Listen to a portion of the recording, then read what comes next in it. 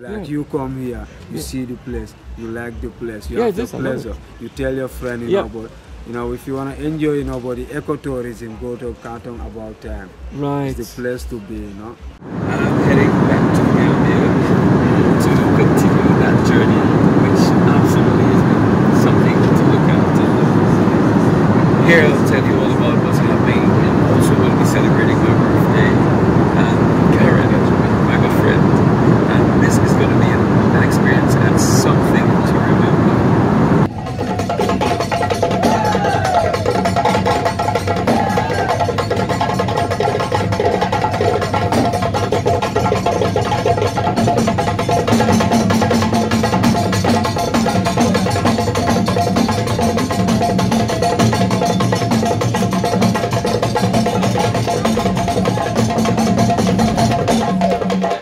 Arriving once again in the Smiling Coast of the Gambia, as it is known and has over 1.3 million people, and belonging to 8 ethnic groups and fairly large communities from neighboring West African countries and Lebanon, this sure can be considered an open and inviting society. Their hospitality is second to none. Gambians are recognized all over the world for their spontaneous, warm smile, their peace-loving nature, and hospitality.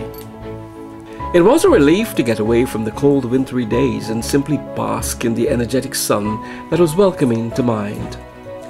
Getting around this smiling coast is always a challenge to me, as taxis and other vehicles and people make it a busy environment to be in, and also challenging.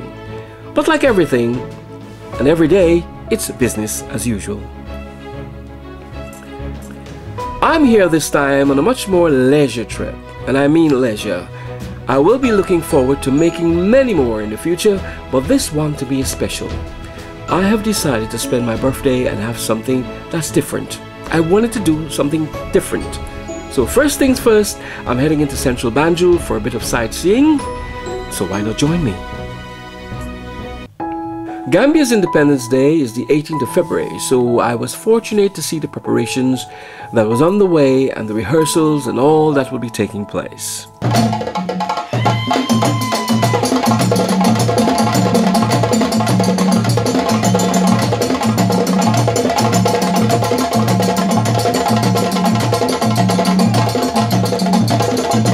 Moving along on the lighter side of things, I made a quick visit to the market area.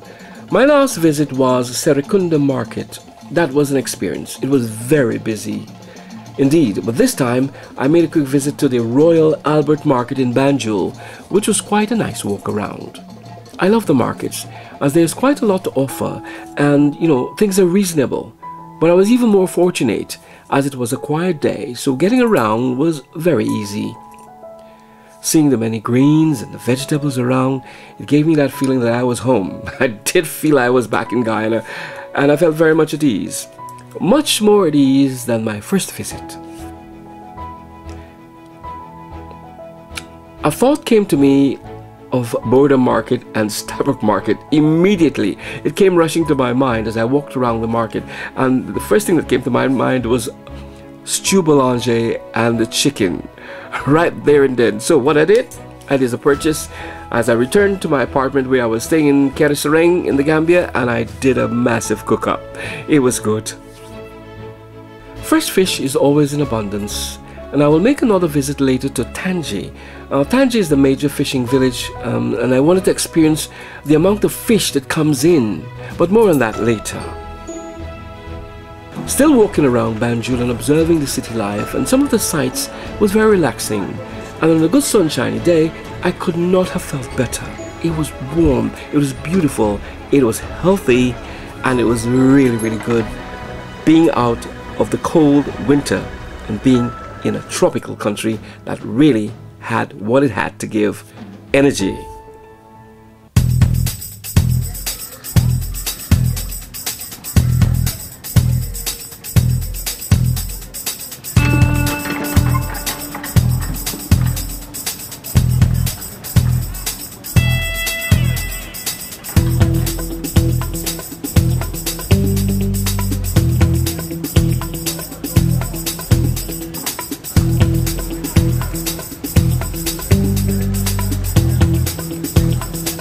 Some of the architecture was simple, but very beautiful to admire as I strolled around.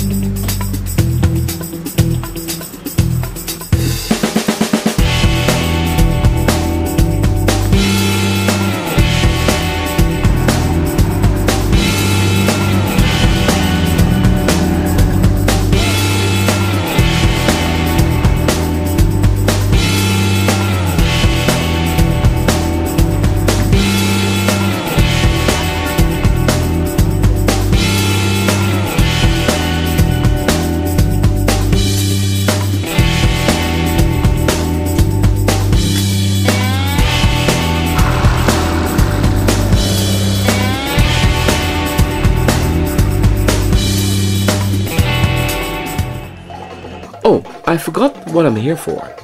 I'm here for my celebration. I'm here for my birthday, so it's time for a bit of fun. It was a cultural happening at the Wild Monkey, because I did go to the Wild Monkey. That's where I started off from home in Senegambia, and the area was full. It was a cultural potpourri.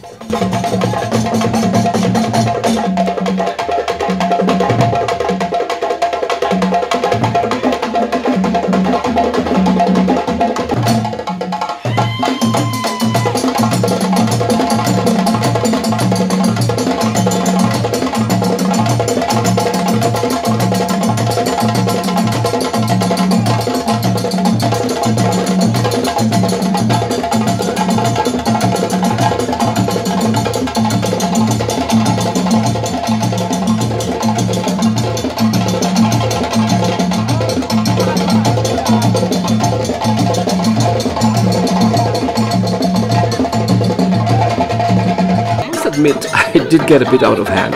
It was fun. How else could I have celebrated a birthday? Great place to be in, the Gambia. So from the Wild Monkey, it was more celebration, and this time I went on to Kotu Island Resort, and that was run by, you guessed right, a Guyanese. Yes, I met with a Guyanese, Mr. Terry Figuera, who ran the Kotu Resort, Island Resort, and it was really fun. Kotu Island Lodge, I should say, and it was fun. It was a great place to be, and it was more cultural vibes. Things were. I'll give you a bit of this cultural activity. It was a great night out. And what a better way? How else could I not celebrate my birthday? Yes, and if you're thinking of doing that, you can join me sometime next time again. If you want to go and celebrate your birthday, get out there and go out and do it.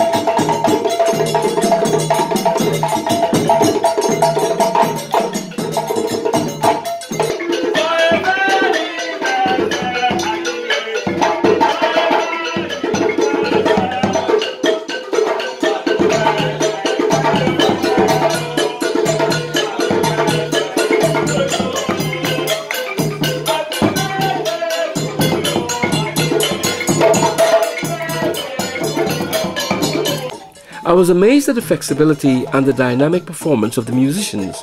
They were really acrobatic, and the cultural performance was dynamic and very entertaining. Before moving on, I caught up with a beautiful lady, and her name is Hayley Venus, who resides in the UK. Now I'm looking at something different here. Hayley was simply beautiful and so calm. I had her enlighten me about herself, her work and organization, and what she'd been doing on her visit to the Smiling Coast in the Gambia. And believe you me, it was very interesting. Hi, my name's Hayley Venus, and I am a social entrepreneur and CEO of Make a Step CIC. Currently in the Gambia. I'm in the Gambia 2019, and I am here basically to review a toilet project that I will be commencing in the month of November. At the moment, my community interest company, which is called Make a Step, we run creative arts workshops for young people to help them develop social skills, life skills, team building skills, and also to prepare them for the careers ahead. So far, we've had the privilege of visiting Jamaica, St. Lucia, Kenya, and also Gambia. We've got programs that are aimed at, could say, 5 to 15 years old, and they cover a range of creative arts activities from, you know, painting, drawing, art, things that really challenge the individual to be creative and to think out of the box. So we found that in Gambia it's been particularly, you know, absorbed and really appreciated, and the school that we've been working with at the moment is Akau Lower Basic School. And we found with the program there that from the feedback from the teachers, we found that the children were more excited and more enthusiastic to kind of engage in academic learning after having at least 1 hour a week of creative activities. So based on the feedback from the school, we decided, you know what, this is something that we want to expand in the Gambia, maybe, you know, have the program running in various different schools, or even just within that community, having the opportunity for people to start seeing the benefits of like creativity and innovation.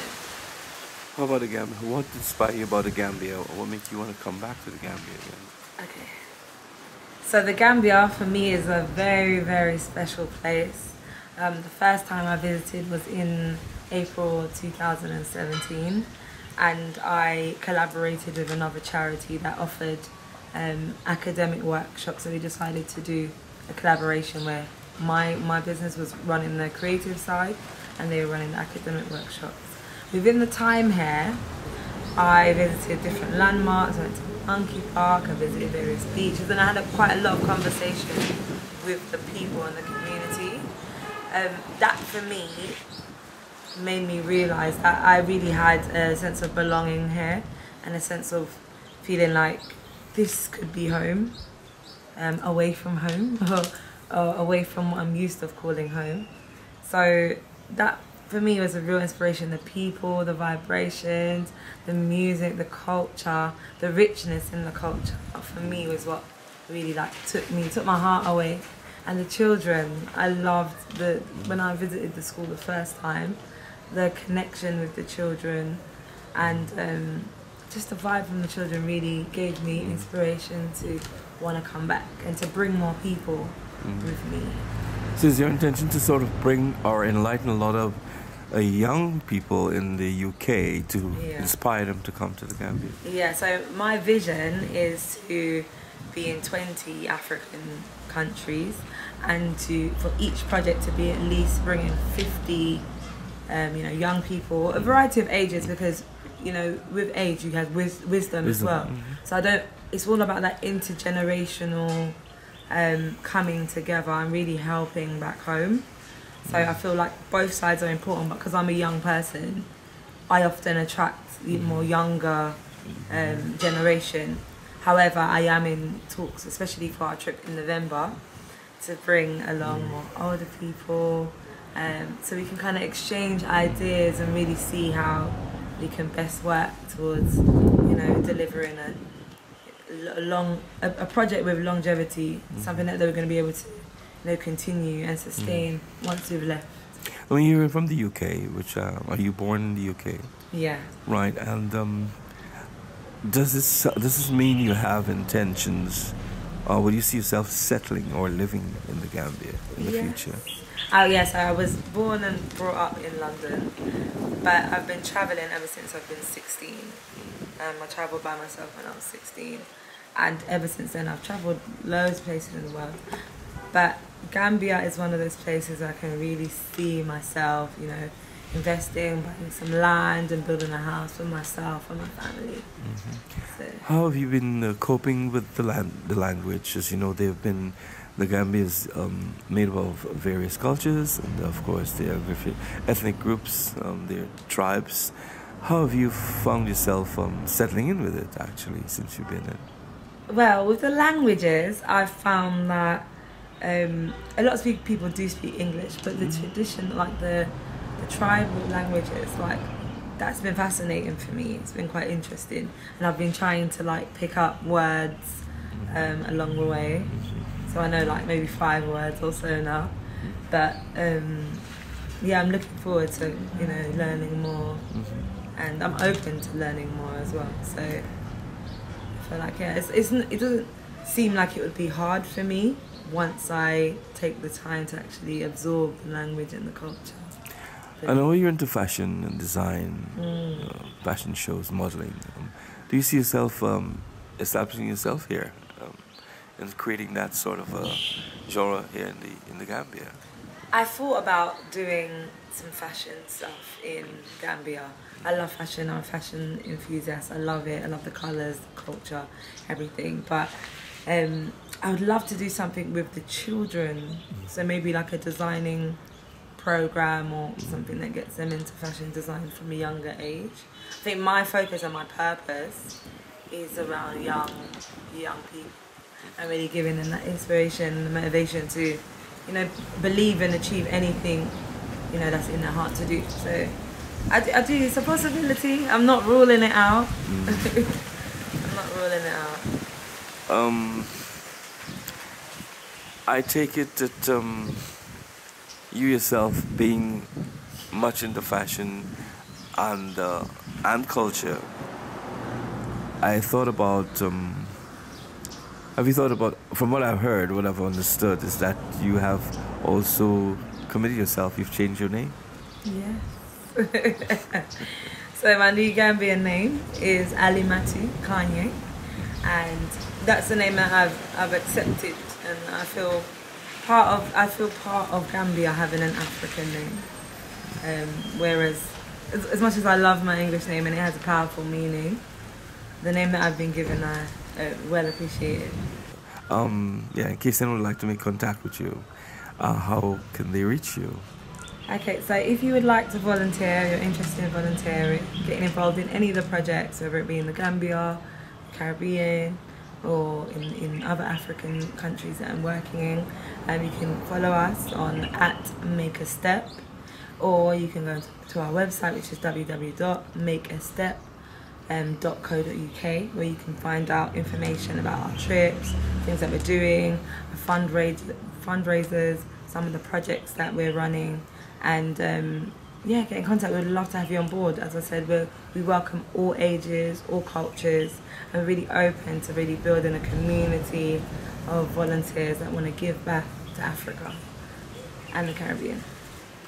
Haley, it's been a pleasure talking with you, and I think it's very, interesting, and lots of success for the future. Yeah. Thank you. Your new name, Alimatu. Alimatu. It's a pleasure. Thank you. My next stop was the sunny side of the Gambia, Tangi. I did remind you I was going to visit Tangi again, Tangi Fishing Village. Right, I'm on my second trip to the Gambia, but this time I'm paying a second visit to Tangi, the famous fishing village.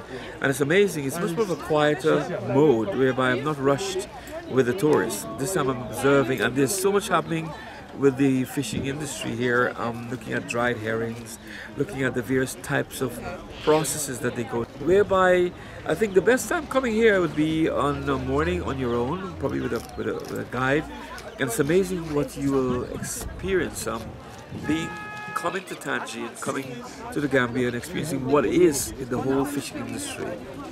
Do enjoy.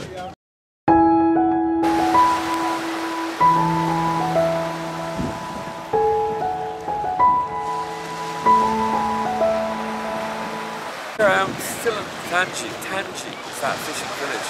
But one of the beautiful things about it is coming down here and you look at from the ocean and there's a maximum amount of people here. If you look behind me, there's this whole sweep of people coming down here either to purchase fish or to do something where it comes to fishery. So it's one of the places I think it's a must-see whenever you come into visit the Gambia. It's another experience, it's another way of life. It's something that I think everyone somewhere along the line has got to experience. If you don't come, you won't experience it.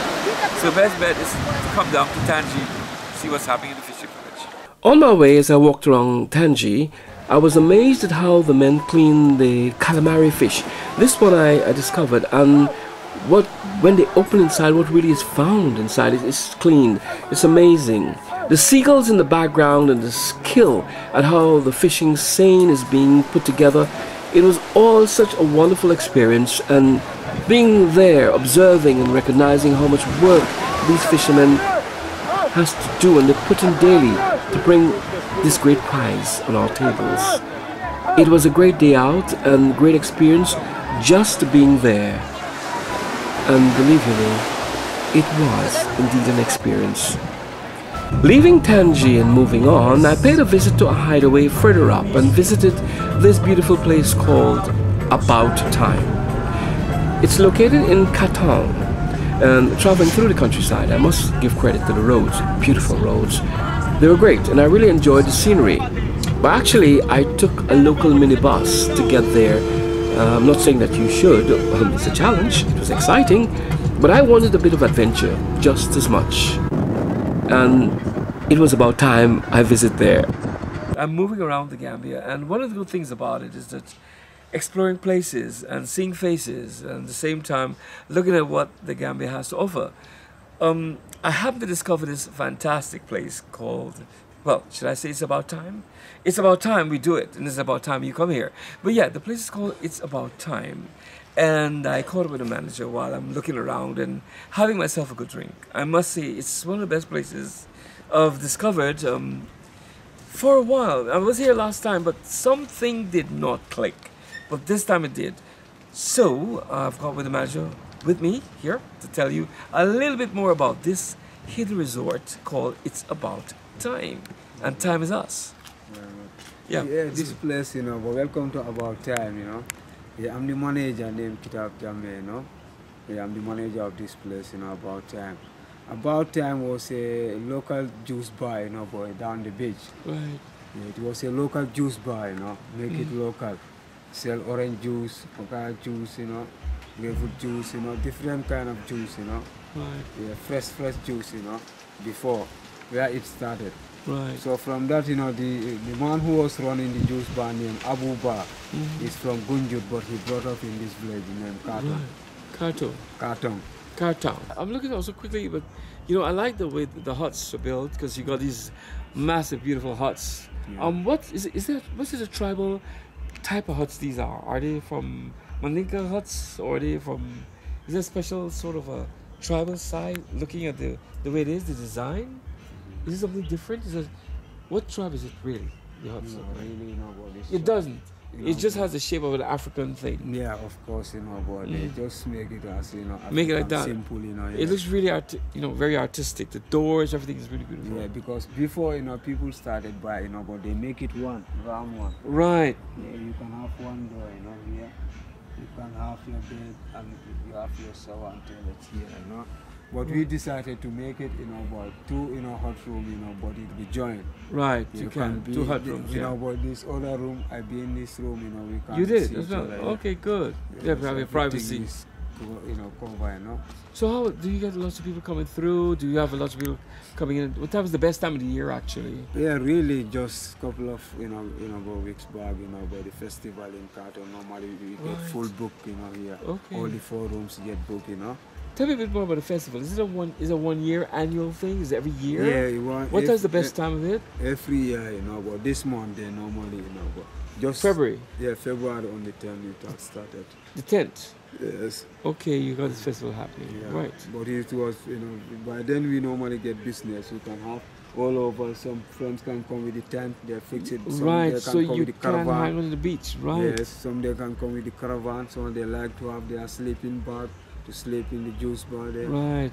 Yeah. So really good. And like yeah. you come here, you Yeah. see the place, you like the place, you Yeah, have the this I love it. pleasure. You tell your friend, Yeah. but if you wanna enjoy, but the ecotourism, go to Canton About Time. Right. It's the place to be, Right. But since I take over as a manager, just couple of 4 months now, 5 months now, I take the place as a manager. It was before like a camping place, the Right, boys so come now from it's the strictly village. managing, yeah, it's Yeah, properly but managed. since Yeah. here I bring about the security, but today is off day, Okay, great. Yeah, you have a security at the gate whereby we Yes, keep we the did, bombers yeah. away. Anybody you see here, you come for work or you come for business. We Right. don't accept people like, Don't come doing we anything, call just going to them hang like, out. like Bumpsters, we okay, yeah. keep them away, Yeah, if you lie down the juice bar, nobody You want to be will at come peace, disturb yes, you, nobody disturbs you, right. You can be free up. That's why if you invite us to chat with you, we come. We You're there, stay right. But yeah. we don't come and hassle you, Oh, no. Where are you from, what is it? Yeah. Yeah, but that, it's really good chatting with you, and I would say thank you so much for that Yeah, you're one. welcome, And it has been about good time, Yeah, why not? and it's good timing for Yes, that. man. Hey, Carl Rock Singing, it was fantastic to be here in the Gambia, and I'll be coming back to this place called It's About Time. Leaving About Time, I made a visit to Kotu Island Lodge, and this is also managed by Guyanese, and here's a bit about Kotu Island Lodge for you. Kotu Island Lodge, Kotu West, Combo St. Mary, the Gambia, West Africa, situated just 8.1 kilometers from the Banjul International Airport. It's the ideal hideaway when looking for that peace and quietness you so much long to experience. It has a beautiful area for relaxation, with lots of space and sun decks to simply bask in the sun and at the same time experience tranquility. Kotu Island Lodge offers you free Wi-Fi access, TV and seating area, spacious rooms, and your private bathroom comes with free toiletries. There is also a 24-hour front desk service. Baggage storage, tour desk and currency exchange are on site. And if you happen to feel thirsty and hungry, a well-stocked bar and restaurant is available. Also, you can have your breakfast in your room if needed, and much more if you inquire. The rooms are ever so spacious and your security is paramount. A friendly and courteous staff is always on hand to offer you service with a smile. During the day, there's table tennis, and in the evening, there's entertainment in the form of music and cultural entertainment. When thinking of visiting the Gambia and you need that peace, privacy and tranquility, then Kotu Island Lodge is your ideal hideaway. This lodge is unique unlike other lodges. Kotu Island Lodge is open all year round. So why not take up the challenge and pay us a visit? For more information, Kotu Island Lodge is waiting to welcome you, a home away from home in the Gambia.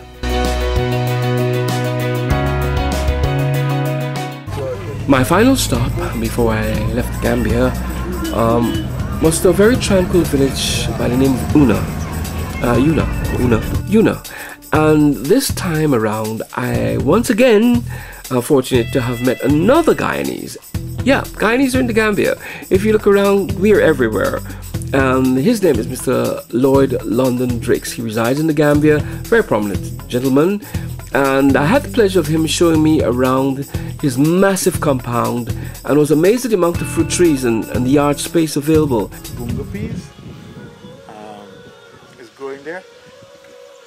We just pick them just like this. And this is, it's like, I mean, this is moringa. Oh, yes. And that's the pod. When this pod gets dry, the seeds are inside. And I just shell the seeds and swallow them. Ah, that's moringa. That's moringa. This is soursop. Yeah. But it's a lot of water. It's water, a lot Yeah, of water. Because the earth is dry. So then this is avocado coming up.